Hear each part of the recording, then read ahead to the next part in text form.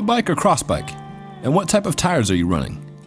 An increasing number of road ride invitations in Colorado these days involve some back and forth on exactly which type of bikes people are riding.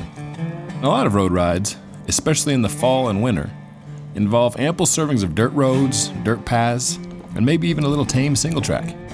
To celebrate this type of riding, Panache hosted its second annual Day in the Dirt this October. The Day in the Dirt is about getting out there on roads that are not necessarily paved. Yeah, I think this type of riding is going to become more and more popular. It's safer. You don't have to deal with cars. It's a big thing when you're in an urban area. And Colorado has been great. There's a lot of bike paths around to get on and get out there. And there's so many more than you probably think there are. Even for me, you know, Panache putting on this event, I haven't been on some of these roads before. That's an exciting part. You know, as a road rider, you tend to live in one spot and you get used to the roads that you're on. I mean, even in Boulder, it's sad to say, you kind of get bored of those beautiful roads. So it's nice to get out on stuff that you haven't been on, and there seems to be a lot more of this type of terrain out there than there are paved roads. I brought a Felt VR2 road bike and threw on some 32mm Clement Strada USH tires. A number of people on the ride looked at the bike and asked, road bike or cross bike?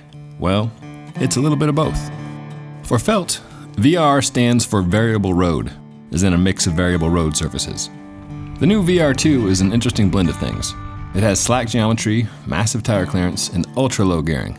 We're talking 4630 chainrings, and this is paired to an 1132 cassette. For the flats, you'll never have to leave the big ring, although you can definitely spin out the 4611 on downhills. But for climbing, if you can't get up it in the 3032, you're probably going to need a rope.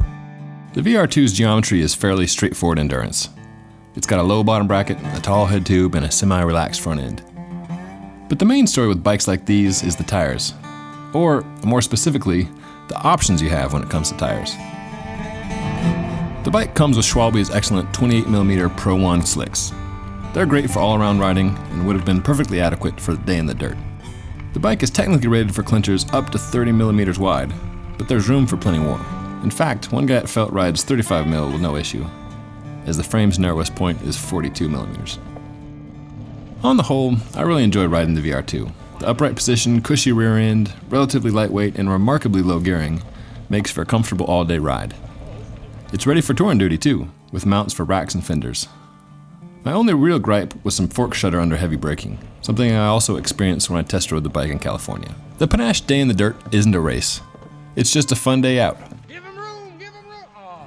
An organized version of the type of riding many of us are gravitating to these days. And regardless of bike or tire choice, we all enjoyed the catered food from Colorado's Yellow Belly at the end of the day. Although, Yellow Belly presented another tough choice: grilled chicken or fried chicken. As with the bike, I played it safe and did a little bit of both.